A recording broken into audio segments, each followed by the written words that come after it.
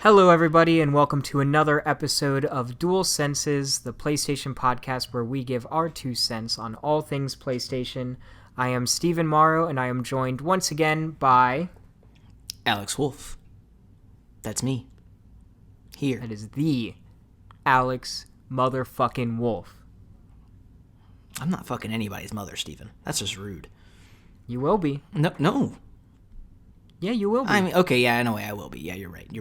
Yeah, Rachel's pregnant. Once she has a child, you're going to be a motherfucker, whether you like it or not. The motherfucker. There's a song, Mother Lover, by Lonely Island. That's a thing. That's out there. There's Mother a song Lover? about that. Yeah, it's called Mother Lover. Would you rather be called a mother lover or a motherfucker? I don't know. Motherfucker's vulgar, but it's used on so many, different contexts and whatnot, so it can be used for anything. Mother Lover could just be taken very creepily. Yeah, oddly enough, I feel like mother lover.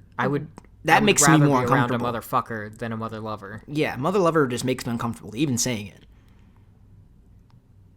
Yeah, I think I'm with you on that. That's weird. Is that bad? What does that say about us? I don't know. What does that say about us? I'd rather be a motherfucker than a mother lover. Mother lover's just weird.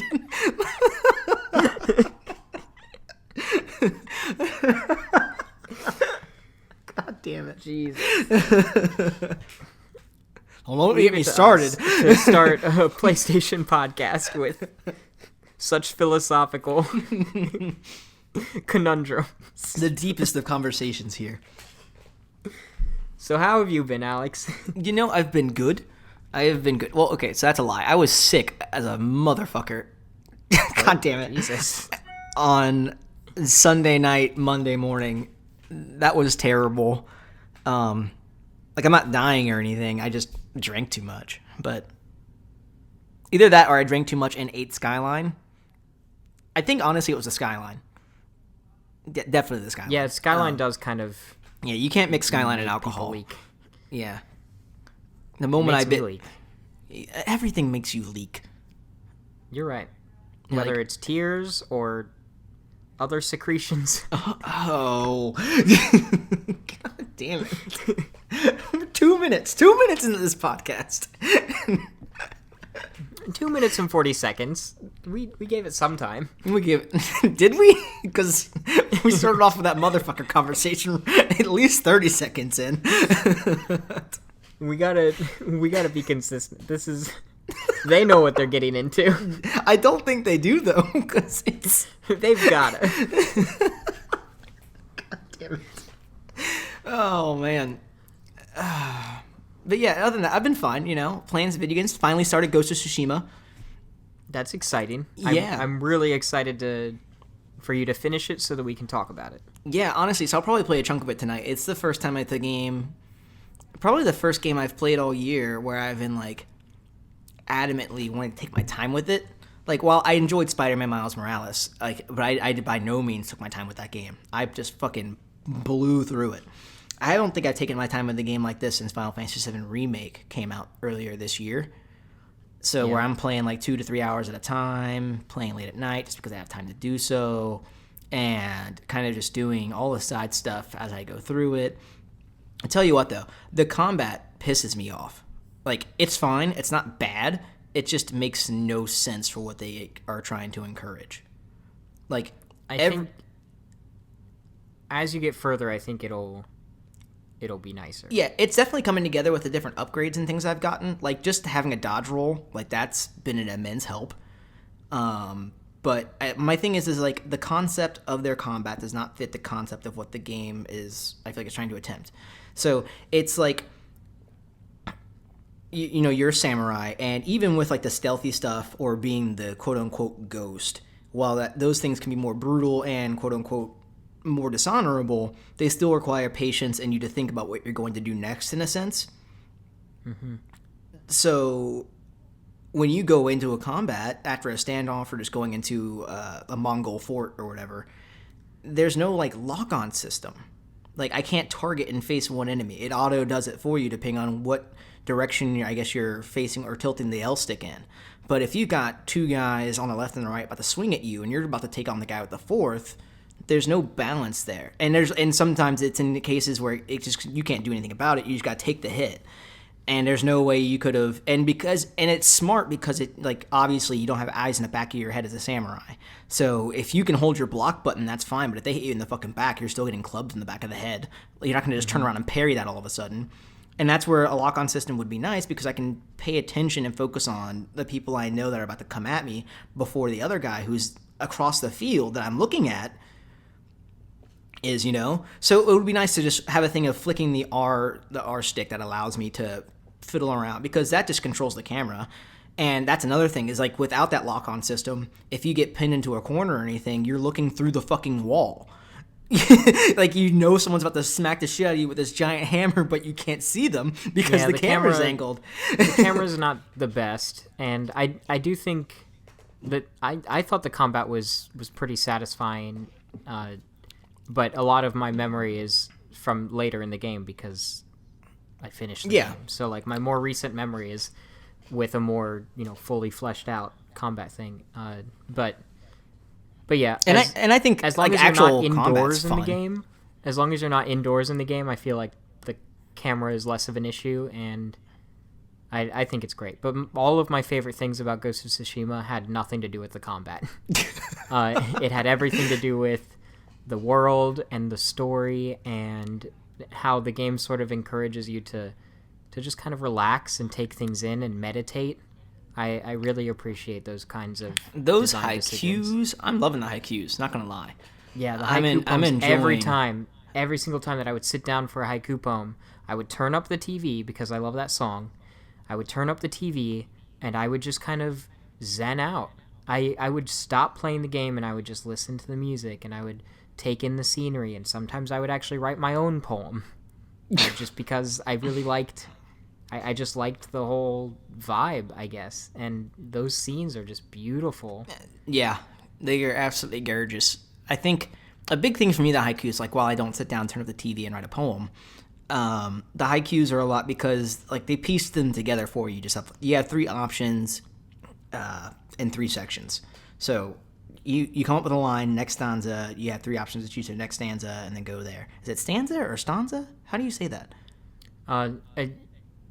You mean just line. A stanza is a grouping of text, but you're just referring to the lines, because a haiku is just one stanza. It's just, okay, yeah, that makes sense. Okay. I was like, what? Hold on. So it's nice because I actively think about what I want to put there. I want it to have a nice flow, because you can totally make a haiku in this game that makes no fucking sense. And you're like, wait, what? Because of how it pieces the... and if it does make sense, or at least it's hard to understand, you've got to really think at it to where you can say, okay, that made sense. That was on purpose. So, but no, that's my favorite part. And then, because you get a headband every time you do one of those, the headband text keeps the haiku you wrote. So I thought that was a nice little touch. That's been my favorite part so far. I like that too. I would always screenshot whenever I finished a haiku, so I would have my poem saved, just as like a little memento. Yeah, I took so many screenshots in that game.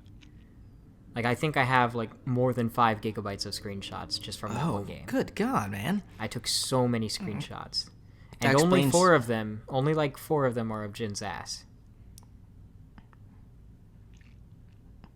I'm pretty sure one of the trophy screenshots, because you get one going to a hot spring. I'm pretty sure. Like Well, I your turned first off hot the spring. whole trophy screenshot thing. Oh, good don't for want none you. of that. That thing is annoying. That just eats. Yeah, like, I and- cleared out all of that stuff on my PlayStation 5. I just cleared out a bunch of them. They're almost always shitty too. Like, Oh, they're fucking terrible.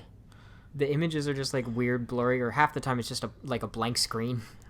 There's one game that came out this year that actively the developers made a point to,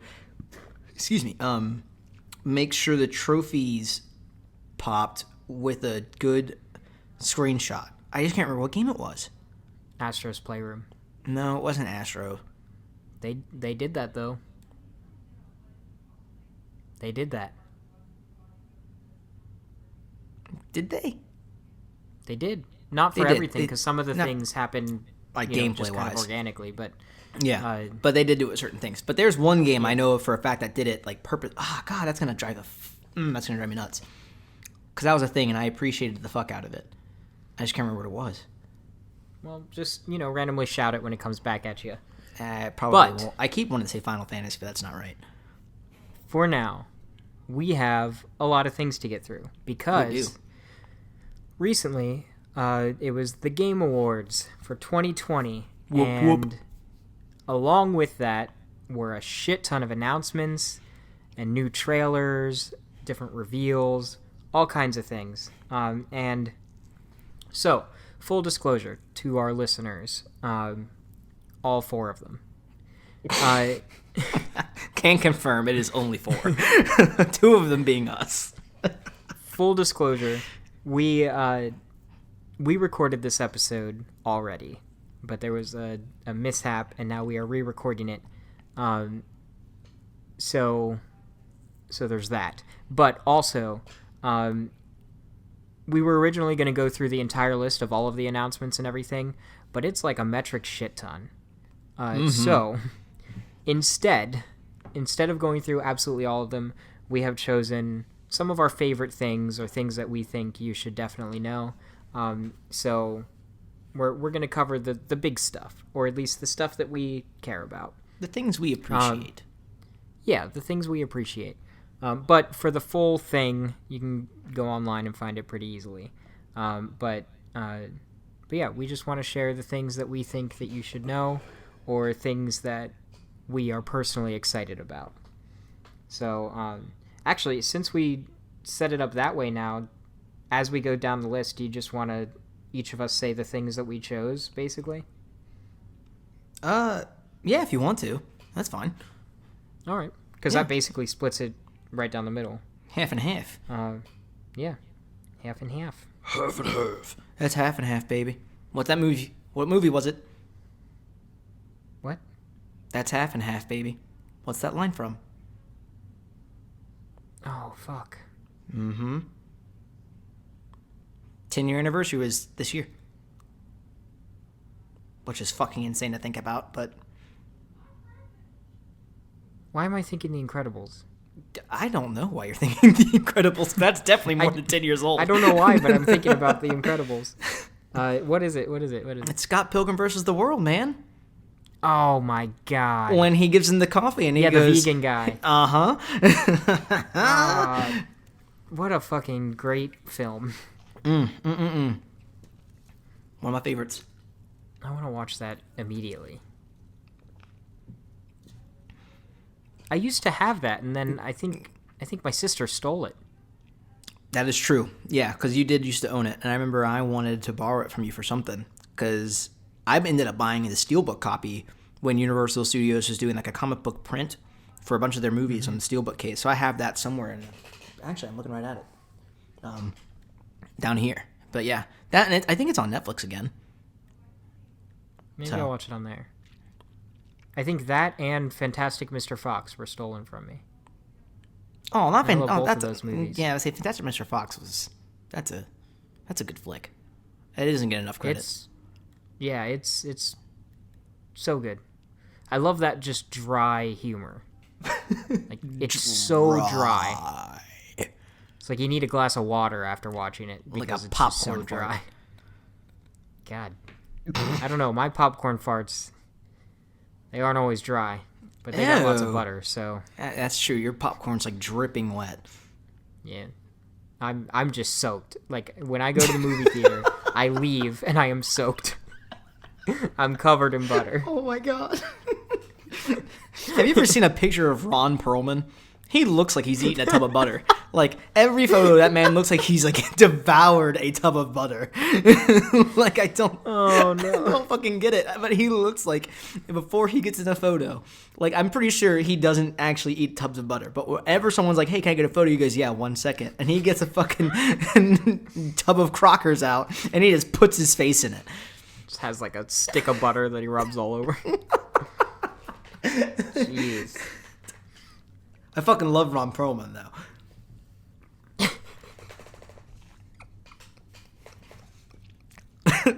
Any user, Steven. Let's start this list. Let's do this. Jesus Christ. All right, so the first thing that I wanted to mention from the Game Awards, there was another trailer showing more gameplay for the Nier Replicant remake, which is just a kind of it's not like that much different from the original, but it's a remake of the original Nier game. Oh, the one that didn't come to the States. Yeah, the Japanese version of the original Nier game. So, yeah, it looked pretty cool. It looks like it's taking a lot of cues from Nier Automata in terms of the combat. Other than that, it looks basically the same to me. I think the character models looked really good, but the environment seemed basically the same. I'm still really excited about it because the first Nier, I actually enjoyed that more than Automata, personally, just because there's even more kind of switch-ups to the gameplay. Yeah. But also, I really love the soundtrack. It's so fucking good. I really want to, and so I remember when the original Nier, like the demo came out, I was stoked, but I just never ended up buying the game. Like I just didn't do it. And when Automata came out, I just didn't care, you know? Like I watched you play it and I watched you finish it, but even then, the entire time I'm thinking it, I'm like, I want to go back and play the first one more than I care about even giving this game a shot. I highly recommend the first one.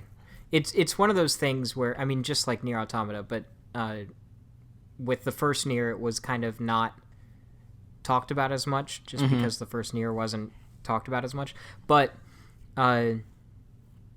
it's kind of like a staple of the franchise. But the idea of setting an expectation and then just completely obliterating it, Yeah. Nier does such a good job of doing that, and it really is a roller coaster. But what I really enjoyed about the first Nier is I thought it was always interesting throughout. Like, it was changing enough to where I was engaged.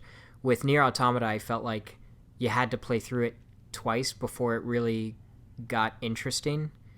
But with the first Nier, it's like it's a very heavily like Zelda-influenced action RPG with just so many surprises that I don't want to spoil, but it would consistently just make me smile just with pure glee from how just caught off guard I was. And I love it when a game does that. Another game that does that very well is What Remains of Edith Finch, actually. I still need to play that. Totally different kinds of games.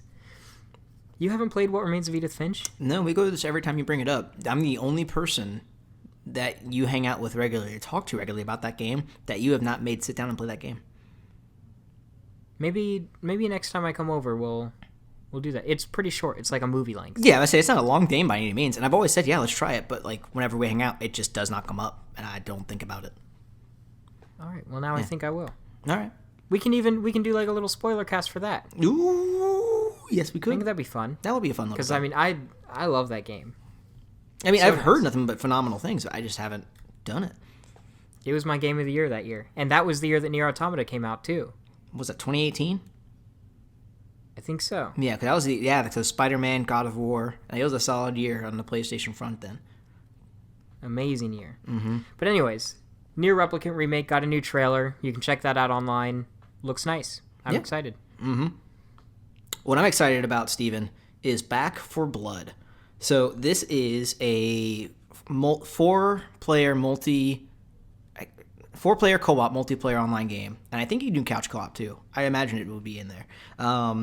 Zombie game from Turtle Rock Studios, and for those who don't know, Left 4 Dead, which was originally on the Xbox 360, was developed by the same team that then later went on to found Turtle Rock. So this is like the spiritual successor to that, because we never got a Left 4 Dead 3, which people clamored for years. So this is as good as it's going to get. If it's going to follow that same suit, it'll look good, it'll play extremely well, and it'll be something that you can sit down with your friends and kind of just melt away with. Like if you're looking for a dumb multiplayer game that's just got great controls, a fun aesthetic, and will waste more of your time than you realize, Back 4 Blood looks like it's going to be it. We got an announcement and gameplay, and it's coming out in June. Yeah, that gameplay, there's so much stuff happening. Usually when you play an online multiplayer game, the map is like less dynamic than in like single player games, just because they usually don't do as much in online stuff. Yeah. But in this game, it was dynamic as fuck. Like things were falling apart. There was this big ass bot. It looked cinematic, and it was all gameplay. Like it was really impressive to me. It seemed like playing a single player campaign with friends, which got me excited. And I also really appreciate that this game is multi-platform. So this will be on PlayStation 5, but it'll also be on other systems. And I'm hoping, fingers crossed, I don't think it was formally announced, but I'm hoping that it's cross-platform play enabled, because I think that'll just help this game totally take off. Yeah, Left 4 Dead was a phenomenon, and Back 4 Blood, I think, has the potential to be the same thing. Yeah, I expect no less from them. Well, I say that, but then Evolve took a while to gain some traction, and by the time it did, it was too late. Yeah, but this looks actually promising. Yeah, Evolve looks really cool too, and even the alpha was pretty slick to play. It's just after that, like the alpha wasn't too different from the actual release of the game, and it was like, like it was more the same, and we didn't start seeing more things happen until I think a year later. Which that game should have had stuff regularly to keep whatever following it had. A year was too long for a game like that to wait. Yeah, it was too little too late. Yeah, there's no saving it. So I'm hoping, I think as people recognize what this game is going to be, or what it's trying to be, I think it'll have that following right off the bat.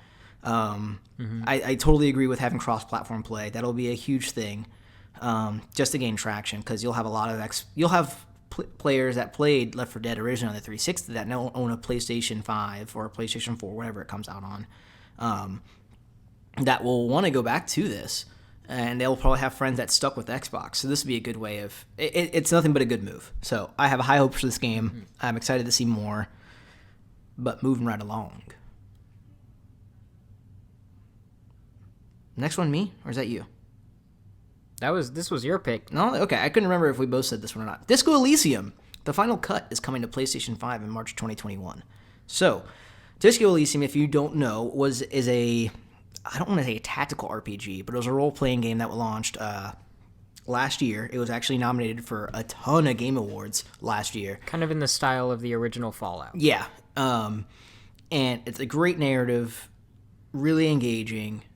And I think what means the most to me is how this game is being treated. So that game it was by no means a big seller when it first came out. But it used, and this is like the power of what the Game Awards is, it used the notoriety it gained from last year's Game Awards. And it picked up a ton of sales. As a nominee for... Yeah. Was it a nominee for Game of the Year? I believe so. Yeah. Yeah, that's a big deal. Yeah, so it was a Game of the Year nominee, and it took the success it got from those nominations and some wins, to then fund and just revamp the hell out of this game with full voiceovers, some tweaks to like quality of life. Like it's what every game I feel like should do in a situation like it was. Use the success you get like out of nowhere and just polish. And I think that did very well. It is coming to PlayStation 5 next year. I imagine it'll come out on other systems later, because I think Disco Elysium came to the Switch originally. So I'm surprised that I don't remember seeing anything saying it was coming to the Switch this time around. But it's coming to PlayStation 5, and that's all that matters.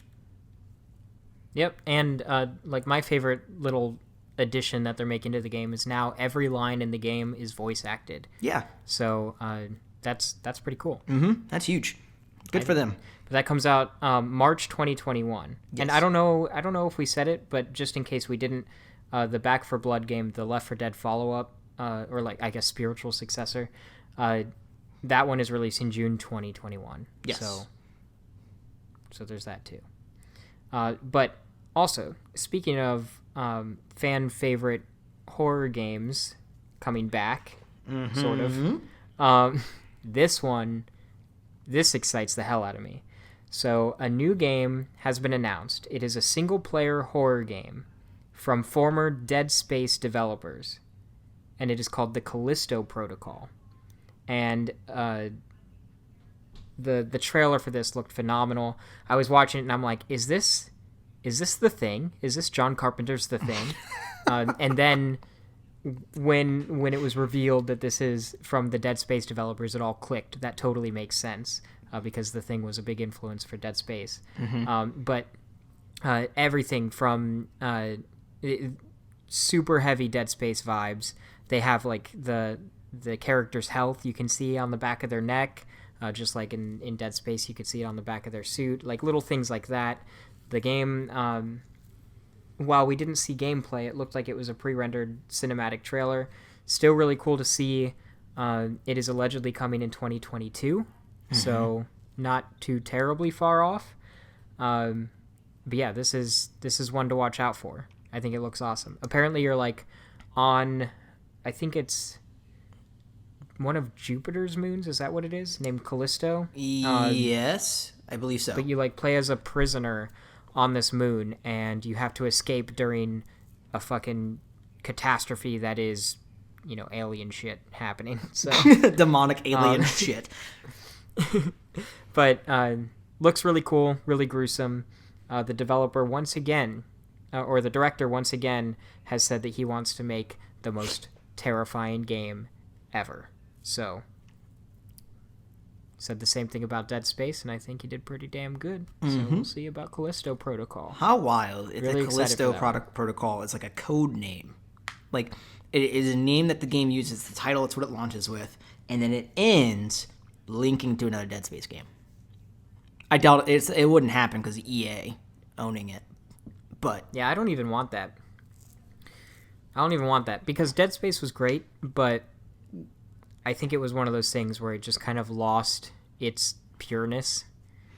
And I'm hoping Callisto Protocol is kind of going back to that, just make a terrifying, I think if exhilarating adrenaline rush experience. I think if this game mirrors more of Dead Space 2 than any other Dead Space game, it'll be fine. Just take what Dead Space 2 was and just enhance the shit out of that. Yeah. So I guess we will see. We will see. All right, so another thing, this is a big deal for a lot of people. It's not necessarily my jam, but we included it in this list just because I know a lot of people will get excited about this. But the next entry in the Dragon Age series has been teased. So there's that. Apparently there's like a returning character and Soul-ass. It was just Sorass or something like Soulless. But yeah, so fans of Dragon Age, that's a big deal. If you like that, you can check out the teaser online. It's just a cinematic teaser, but just confirms the inevitable that another Dragon Age is on its way. Mm-hmm. And then, in similar BioWare fashion, the next Mass Effect also got a brief teaser, so we know it's still happening. It's still coming. What's really cool about this was the N7 logo showed up, and Liara was in the trailer. So it seems like this will be more of a continuation of the original trilogy as opposed to something like Mass Effect Andromeda. So which is great because Andromeda kind of fell flat for a lot of people, and this is pretty nice because the original trilogy is coming out in a collection next spring. Next spring. So this will be nice if it is, and I mean it totally seems like it is, but if it is a continuation of the original trilogy, it'll be nice to be able to have all of the games in that story on one platform. So which was a huge problem for PlayStation owners in the PS3 when the original trilogy first launched, because it was all over the fucking place. But going a little bit backwards on a list here, but the next bit, Returnal is coming to PlayStation 5 in March 2021. So it got a firm release date of March 19th, 2021, which totally slipped by me in this trailer. Like, I saw there was a release date. I'm like, oh, okay, cool. But it didn't dawn on me, like, oh shit, it has a release date. Like, I didn't even think about it. Like, oh, okay, cool. Yeah, I didn't. I didn't really notice it either.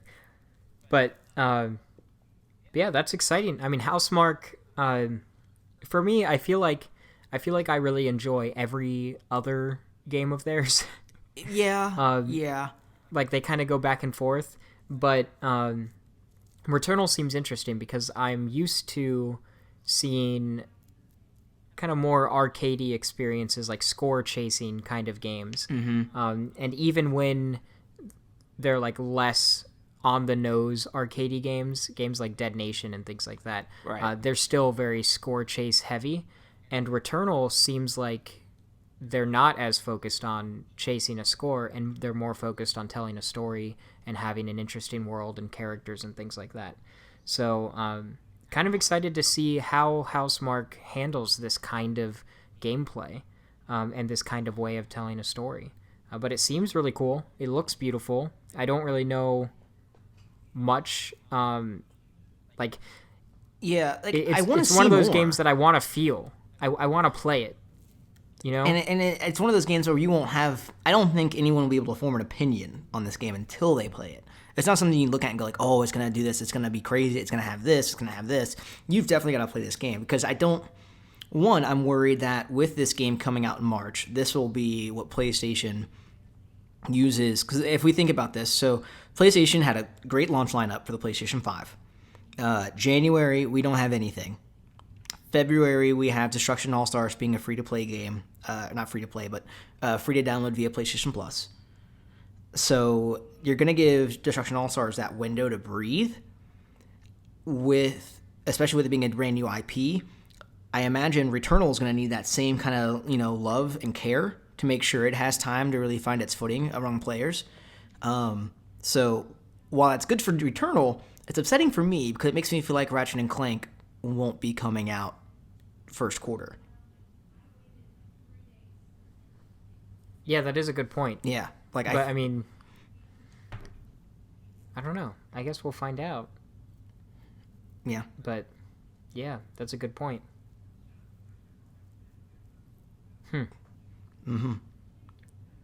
Steven, you could I take don't know. this I one. feel like next year, is going to be pretty stacked. Yeah, I don't with, think with PlayStation. games. Yeah, I think next year will be stacked with games, but I think what comes with as a hindrance to that is games like Returnal, like Destruction All Stars, is they're new IPs and they don't quite have an audience just yet. So you got to make sure you're not oversaturating your own market because otherwise you're going to have these games that you want to be big and they're not going to sell well because they're put against other blockbusters. So you have an investor's call like, why wouldn't Returnal sell well? And it's like, it's not that it didn't sell well. It was just competing against a juggernaut like Ratchet and Clank is. Yeah, I do think that's something that PlayStation has been good at with Yeah. PS4 generation, I think, where basically like every other month there was a big heavy hitter game. Yeah. And then sprinkled in between would be some of the smaller titles to kind of, satiate people until the next big release. And, I mean, PlayStation has the library to be able to do that, and they've done well with it in the past. So maybe 2021 is gonna be more of that. I hope it is. But Me too. yeah, That would give me I hope Returnal doesn't get lost in the shuffle there. Right. But time will tell. But another game that was revealed, this one I am very excited about. Like I think this is my most anticipated game out of everything that was announced at the Game Awards. And it is the next game from the guy behind the game Brothers, Tale of Two Sons, and A Way Out. It is another narrative-focused two-player game. So designed specifically for co-op. You can play it online or locally. And it's called It Takes Two. And this is a sort of puzzle platformer where you play as two characters that are in a relationship. And they sort of... They're having like problems in their relationship, and they overcome them by facing these challenges in this game. But this game looks like it is so full of charm and humor. It looks like it's gonna make me laugh and cry and laugh while crying, and I am all for it. If you can make Steven Seriously. have tears involved with every other range of emotion, you're a winner in his book. Yeah, honestly, and it's not too hard to make me cry, but it is hard to make me cry along with other things. So, but yeah, I love emotional diversity in games, and this game looks great. And this is just the type of thing that I need to play with Andreas.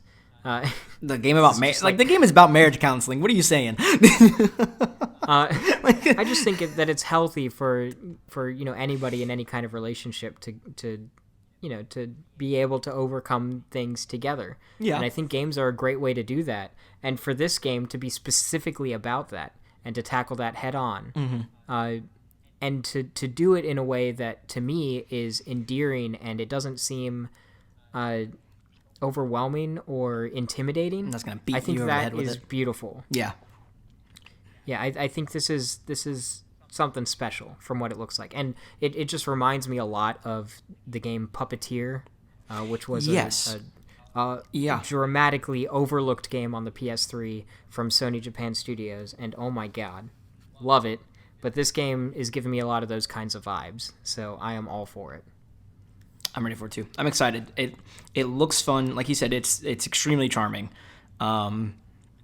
Definitely a game, especially at a time where co-op games, especially couch co-op games, are either tacked on experiences or there's just something missing.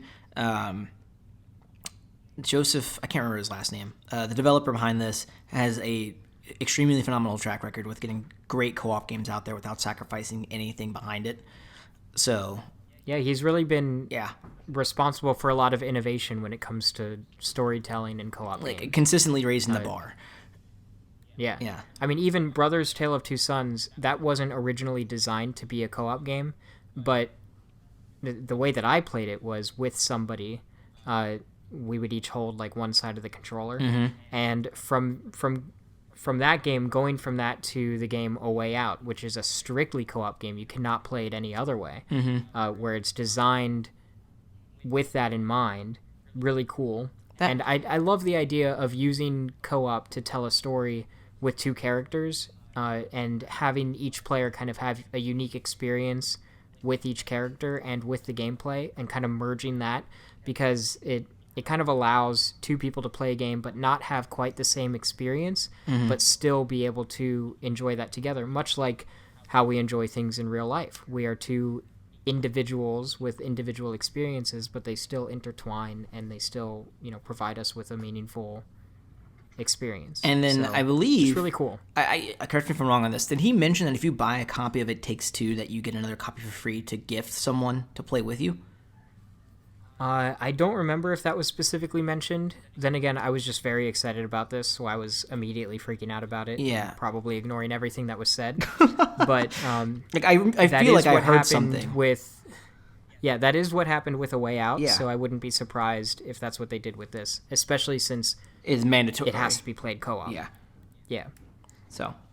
But yeah, I am just now realizing that I think I accidentally deleted something from this list that I didn't mean to, so I'm going to go ahead and mention it. There is a game that was announced. It is a PlayStation 5 exclusive, and it is called Seasons, Yes. I believe. Either Seasons or Season. Hold on, I'm trying to pull it up here because, like an asshat, I deleted it off the list. I gotcha. I didn't mean to. But yeah, the game looks really cool. It's got this beautiful art style where it looks very like almost hand drawn, but it's very colorful and vibrant. And it's a road trip game that's all about coming to terms with the end of a culture. It's like really heavy, but it looks really, really beautiful, and it seems like it's going to be telling a very melancholic story, but with a lot of very colorful and interesting characters. But I was just blown away by the visuals of this game. I thought it was really breathtaking. It was giving me kind of Death Stranding vibes with the way that it was presented. But yeah, it's a road trip game where you are riding a bike. It's like a bicycle road trip game. It's a Excite Bike. the sequel to Excitebike. Yep, that's what this has to be. There's no other way around it. Yeah, it's just they're exploring the opposite of excitement here. The slow, melancholic reflection. So, kind of taking Excitebike into a new direction. Of non-excitement. But yeah, I think the game looks really cool. I was surprised that it was a PlayStation exclusive. But it looks beautiful, so I'm excited for that one. But then also, continuing with the theme of road trips, there was another game that was announced, and this one is from Fulbright, the developer of Gone Home and Tacoma. So they're masters of storytelling in video games. They kind of, while they didn't necessarily invent the genre of walking simulator, they definitely revitalized it or put it on the map, I suppose, with the game Gone Home. But they announced a new game called Open Roads, and this one is a road trip game where you play as a character who there's like some deep like family mystery, and after like it's revealed after the death of somebody in the family, and so this character and their mother go on a road trip looking for answers. And the nature of the mystery is a mystery in the trailer, but it looks really interesting. I wasn't fully sold on the art style for this one myself. It was kind of weird the way that they presented this one. Yeah. The world is 3D, but the characters are 2D animation. But I really trust Fulbright and their ability to tell an awesome and surprising story. So I have a feeling that Open Roads is going to be one to pay attention to. Yeah, the art style definitely kind of what caught me off guard. Also, it made Jeff Keighley, I think, made a comment like, with voice actors you'll definitely recognize, and then they showed off who was starring the game, and I did not recognize who the fuck these people were. And I was like, nope. Yeah, I actually, was like, I was actively like curious, and I'm like, I don't know who any of these people are. I looked that up. Hold on, I need to relook it up because I'm not familiar with the actors either, but it's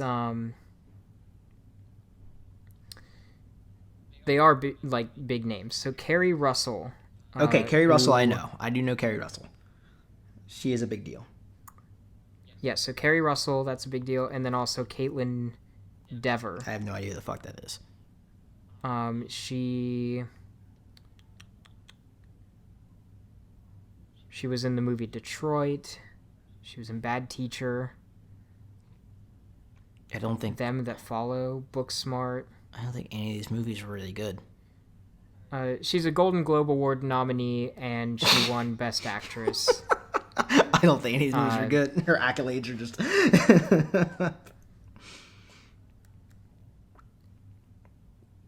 Well, all right, then. That's cool. Anyways, so award-winning actors Yes. are in this game. So that's kind of That you should all recognize. You should all recognize. This is actually pretty cool. So apparently, Kerry Russell was in the hit 1992 film Honey, I Blew Up the Kid. Yeah. I didn't know that. Mm-hmm. That's amazing. Oh, she's also Wonder Woman. In what? In Wonder Woman. Okay, which iteration of Wonder Woman? Because there's like animated movies. Like she's definitely not the one in live action. 2009. Okay, the animated movie. It's an animated okay, one. that makes sense. Yeah. But that's kind of cool. Yeah. Anyways, so they are big names. But, I'm more interested in this game because of the developer than I am from the trailer. Mm-hmm. But, I have a feeling this is going to be one to keep an eye on. Just based off of the previous entries in Fulbright's repertoire. Repertoire. What a good word. Repertoire. Speaking of repertoire, not really though. A Shady Part of Me announced. So this game gives me Little Nightmares vibes, just with the direction of the art style and the gameplay. He plays the little girl, and she seems isolated and kind of left alone and feels insecure. But she has her shadow, which kind of comes to life and is her more adventurous, more risk-taking side, and is like navigating her through this world and having her explore and see what else is out there. So it's a very platform-oriented game. So you'll have some puzzles here and there, nothing crazy. But I think it's one of those games that will tell a very good, heartfelt story. Probably get a little bit more deep than expected looking at it. But I'm excited for it. I really am. Like games like Little Nightmares and now Shady Part of Me get me excited because I like seeing those kind of games. It's one of those genres where I'm intrigued and I like them.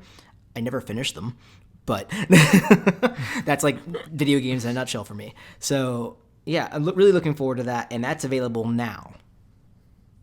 Yeah, that was pretty cool. Yeah. And that's something that I didn't realize when it was announced. But yeah, the fact that it launched immediately and you can play it on the PlayStation 4 right now, that's pretty cool. Yeah. But yeah, very striking visuals with this one. It looked really interesting. It reminded me a lot of Limbo and that game Contrast, the launch game on PS4, which also has you playing as like a shadow figure, like playing in the shadows. And Shadow stuff. person. But yeah, pretty interesting game. Looks pretty cool. Mm-hmm. And next up, Steve, I've been hyped about this game for almost a year now. Scarlet Nexus gets a new story trailer and a release window of summer 2021. So I'm pumped for this game because, one, it's anime. Two, it is an action-adventure game. The story seems out there. The combat looks super slick and stylish, which I love. It's weird because it keeps getting marketed for Xbox, but like with no other mention of it coming to other platforms. So I always get scared when I see a trailer for it. Seriously, I get worried. I'm like, I don't have a fucking Xbox anymore to enjoy this. But then I'm like, oh, whew, thank God it's still coming. So this is coming from Bandai Namco. Yeah, Bandai Namco. Yep. Futuristic. It's like these... I can't even like really explain the story. It is out there. But super pretty cel-shaded art style. Yeah.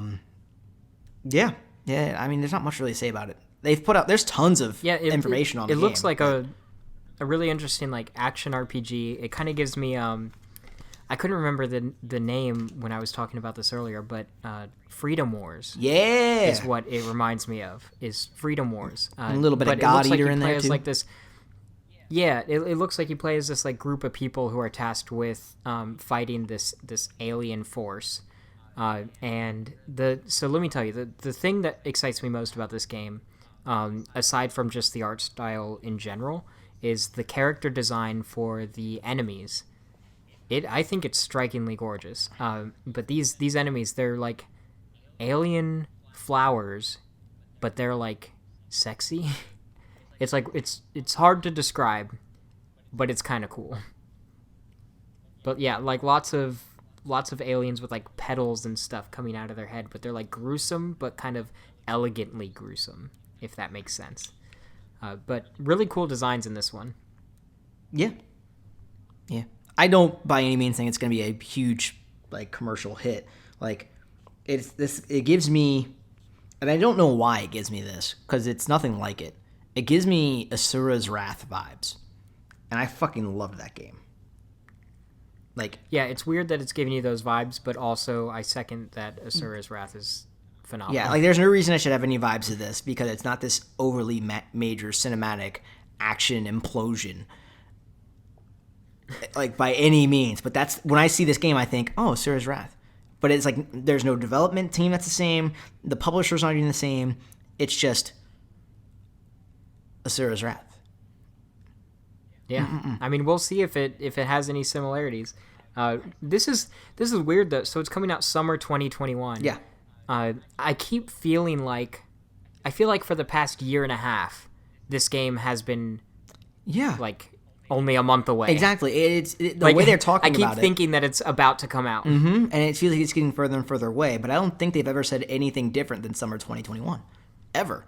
Yeah, it's just me thinking that it's coming out like tomorrow. Yeah, like there was a huge like press release, not press release I should say, but there was new content being shown of this game regularly all summer.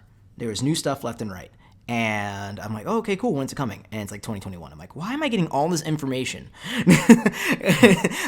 now when I am no closer to it being here? So, yeah. Any Hoosiers, Steven? Yeah, I'm excited to be able to play it. Yeah. But, Steven, more important things. Yes. The Game Awards happened. We had a bet. Yes. Where we predicted We did have a bet. who would win what categories. Not all. We only did the ones we had some background or some expertise in, certain awards and whatnot. And the bet was whoever got the most predictions correct, would have to buy the other would have to buy them beer. Not a case, but a 6-pack. Yes. Yeah, 6-pack of beer. Yeah. Steven, Uh, do you have the list ready? Do you have that still? I do. I have it all. I have it all ready. All right. So we can go right through that real fast, though. I do want to reiterate. So those were all the announcements that we personally wanted to share. There were a lot of announcements. We probably went over about like half of them here in this episode. But highly recommend looking into that. There were things involving everything from Call of Duty to Fall Guys to Overcooked, to even more game announcements Fortnite. and gameplay reveals and Which things is not like surprising. that. Yeah, Fortnite. So, yeah, definitely check out all of that stuff online. There's a lot of news, so there's probably at least something for everybody.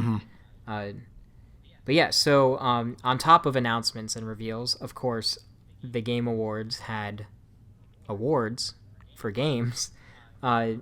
And yes, we had a bet where we made our own predictions and our personal picks in a previous episode, which you can listen to now if you want, but I mean, we're going to go over it now anyways. But yeah, and whoever gets the most points, it's a point for every correct prediction, they owe the other person some beer. So yeah, let's get into right it. into it.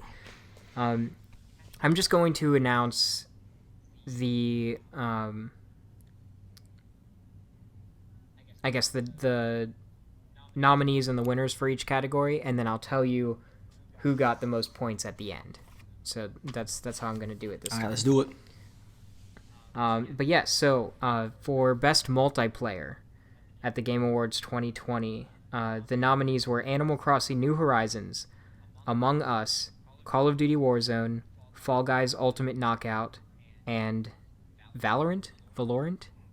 Yeah, I don't know how to pronounce that either. I know what the game is. I could not tell you how to say the name. But anyway, so the winner for Best Multiplayer was Among Us, which is, I think, well-deserved. Yeah, no, certainly. But yeah, Best Sports and Racing Game, the nominees were Dirt 5, F1 2020, FIFA 21, NBA 2K21, and Tony Hawk's Pro Skater 1 and 2. One of these is not like the others. And the winner was...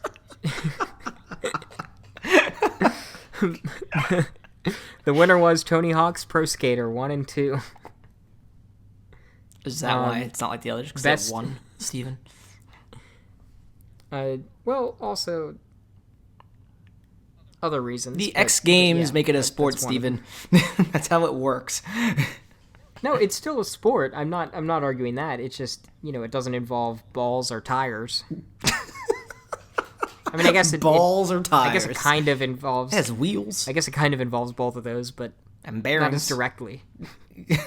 Balls and bearings. Oh God. Jesus Christ. Anyhow. All right. So nominees for Best Simulation or Strategy Game: Crusader Kings 3, Desperados 3, Gears Tactics, Microsoft Flight Simulator, XCOM Chimera Squad. The winner was Microsoft Flight Simulator. Whoop whoop. Best Family Game. Nominees were Animal Crossing New Horizons, Crash Bandicoot 4, It's About Time, Fall Guys Ultimate Knockout, Mario Kart Live Home Circuit, Minecraft Dungeons, and Paper Mario The Origami King. Lots of nominees in that category, Jesus. Winner was Animal Crossing New Horizons. Well deserved. No surprises there. Best fighting game. Yeah, no surprises. Best fighting game. Nominees were Grand Blue Fantasy Versus, Mortal Kombat 11 Ultimate, Street Fighter V Champion Edition, One Punch Man, A Hero Nobody Knows, and Under Night In Birth EXE Late CLR. You'll say that, but you won't say the full title for New Replicant. I don't understand. That's just a bunch of numbers. But you can read a bunch of numbers and it makes sense. Reading what you just fucking read now, I have no idea what you said. That's the thing, though. Nobody spells out all the numbers online, and so like I have to go out of my way to find it. I'm not going to do that. You're not dedicated enough. You're not a hard enough fan. I mean, fair enough. Anyways, winner of Best Fighting Game was Mortal Kombat 11 Ultimate. Best Role-Playing Game, the nominees were Final Fantasy VII Remake, Genshin Impact, Persona 5 Royal, Wasteland 3, and Yakuza Like a Dragon. And the winner was Final Fantasy VII Remake. Very well deserved there. Most def. That game was legit as fuck. Best Action and Adventure Game, the nominees were Assassin's Creed Valhalla, Ghost of Tsushima, Marvel Spider-Man Miles Morales, Ori and the Will of the Wisps, Wispy wisp. Star Wars Jedi Fallen Order, and The Last of Us Part 2. I keep forgetting that Fallen Order came out this year. Well, it came out late last year. It came out after the Game Awards last year, I believe. It came out in this... Yeah. Anyways, winner was Last of Us Part 2. And Best Action Game. Nominees were Doom Eternal, Hades, Half-Life Alyx, Neo 2, and Streets of Rage 4. What? Streaks of Rage. Streaks. It's just nakedly running through the street just angrily. I would rather play that game. Just ferociously flapping his wing outside, just mad. Streaks of Rage. So unfortunately, the winner was Hades and not Streaks of Rage. Hades still totally deserves it, though. Oh, that's for sure. I don't think Streaks of Rage would be an action game. Oh, it totally would. You think so? Never mind. I don't want to get any further in that conversation. Yeah, I think so. I think it would be. I can go into explicit detail if you want me Please to. Please don't. Maybe in the other podcast. So in the category of innovation in accessibility, the nominees were Assassin's Creed Valhalla, Grounded, Hyperdot, The Last of Us Part 2, and Watch Dogs Legion. And the winner was Last of Us Part 2.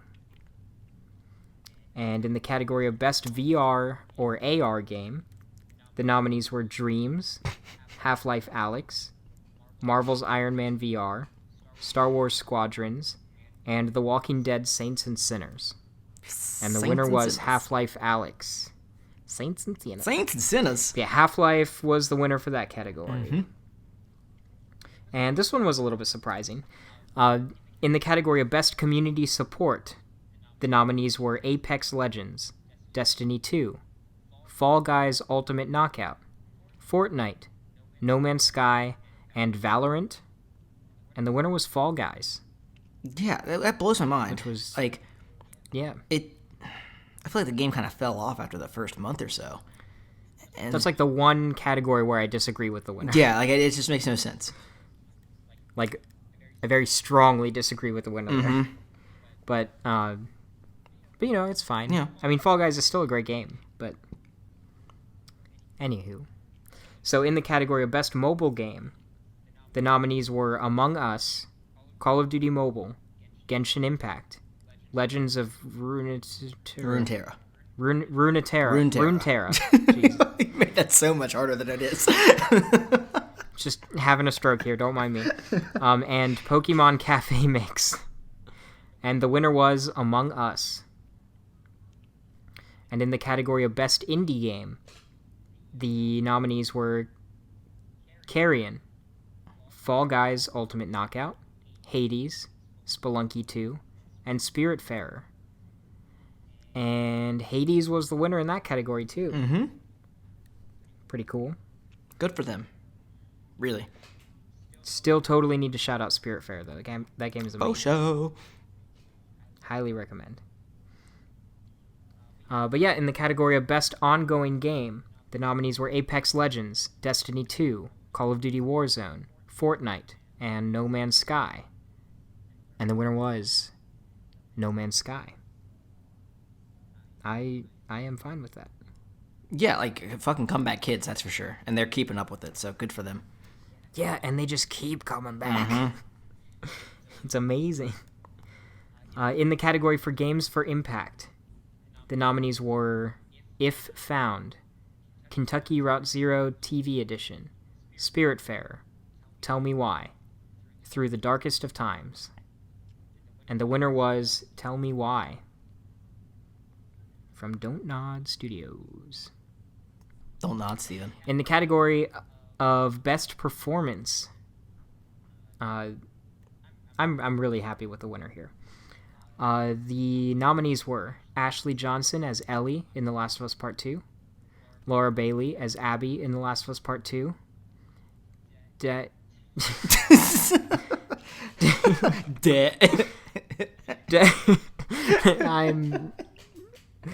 I'm gonna fuck this up. Daisuke Tsuji as Jin Sakai in Ghost of Tsushima. Ghost of Us. What the fuck did you just say? Ghost of Us Part 2. I messed up the title of the game and not the guy's name. God. You did mess up Ghost his of name. Tsushima. I Yeah, did. it's Daisuke. Oh, Daisuke Tsuji. All right. Logan Cunningham as Hades in Hades, and Najee Jeter Yeah. as Miles Morales in Marvel Spider-Man Miles Morales. God. What? Are you okay? No, I'm not. Good God. And the winner was Laura Bailey as Abby in The Last of Us Part 2. Phenomenal performance. Mm-hmm. In the category of Best Audio Design, nominees were Doom Eternal, Half-Life Alyx, Ghost of Tsushima, Resident Evil 3, and The Last of Us Part 2. And the winner was Last of Us Part 2. They fucking won so much. Yeah, good. Like any category they were in, they won. In the category of Best Score and Music, nominees were Doom Eternal, Final Fantasy VII Remake, Hades, Ori and the Will of the Wisps, and The Last of Us Part 2. And the winner was Final Fantasy VII Remake. Totally deserving of that. Mm-hmm. Amazing music. Mm-hmm. In the category of Best Art Direction, nominees were Final Fantasy VII, Ghost of Tsushima, Hades, Ori and the Will of the Wisps, and The Last of Us Part 2. And the winner was Ghost of Tsushima for Art Direction. Totally agree with that. And in the category for Best Narrative, the nominees were 13 Sentinels, Final Fantasy VII, Ghost of Tsushima, Hades, and The Last of Us Part 2. And, surprise, surprise, Last of Us Part 2 was the winner. Yep. All right, we're at the penultimate category. Best Game Direction. The nominees were Final Fantasy VII Remake, Ghost of Tsushima, Hades, Half-Life Alyx, and The Last of Us Part 2. And the winner was The Last of Us Part 2. Are you ready? Yes. This is the biggin'. This is the big boy. Game of the Year. What a fucking stacked list. These games are amazing. Like, if you just had access to these games for the entire year, you would have had a great year. Like, honestly. What are you laughing at? If you would have had access to these games that are nominated for Game of the Year, it would have been a great year. No, I mean, like, if these were the only games that you played For all the games that were for nominated the whole for the year. best year. Like, yeah. They're nominated No, for Game of I'm the just Year. saying- It was just a funny line. It's a diverse group from a diverse range of studios. They're amazing games. Yeah, I'm not disagreeing. Anyways, nominees were Doom Eternal, Final Fantasy VII Remake, Ghost of Tsushima, Hades, Animal Crossing New Horizons, and The Last of Us Part 2. And probably no surprise, based on its performance in previous categories, the winner of Game of the Year was The Last of Us Part 2. Hey, good for Dr. Ruckman over there and the rest of the Naughty Dog team. Dr. Uckman. Mm-hmm. But that's not the biggest announcement when it comes to winners and losers. Because here at DualSenses, we made a bet. And we tried to predict and guess who would win and who would get points and who would get beer. Who got the beer, Steven? And The people need to know, Steven, who got the beer. So, tallied up the points for the categories. One of us got 14 points. And the other one got 15 points. So the person who got more points by 1 fucking point was, unfortunately, you, Alex. That's right. I'm a bougie bitch, Steven, and I'm going to be picky with my beer. Mm-hmm. You have to go to the liquor store with me because I am not going to know what the fuck I'm that's doing. totally fine. That's fair. You're going to ask for some fancy-ass shit. You're going to be like, oh, I want the Santa Claus gingerbread sugar cookie IPA limited edition, black label, fucking right. top secret. Mm-hmm. You got to fucking ask for it with a code word, weird-ass beer. Yep. You're goddamn right I will. I have no shame in that. All sore losing aside, though, congratulations. Thank you. Thank you. You have earned the beer. The beer. Once you decide what kind you want, I mean, we just go to the next store time we and just pick record, 'em. we gotta. Well, yeah, but still, next time we record, we gotta let the people know what you chose. But yeah, you've earned it. Congratulations. Thank you. I'm like, I have 1 can of beer left here too, so that's like good timing. Wow, coming in clutch. Mm-hmm. You're really banking on winning this one. No, I just got lazy and I just haven't bought any. But I don't know if that's laziness. Like, I was too lazy to buy beer. Like,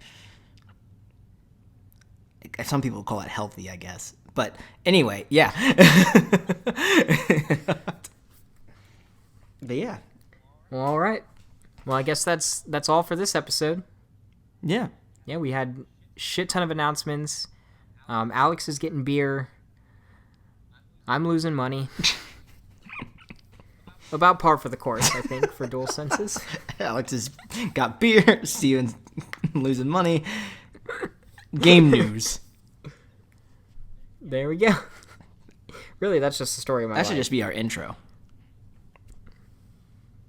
Really should. Our tagline. Yeah. That wouldn't be bad.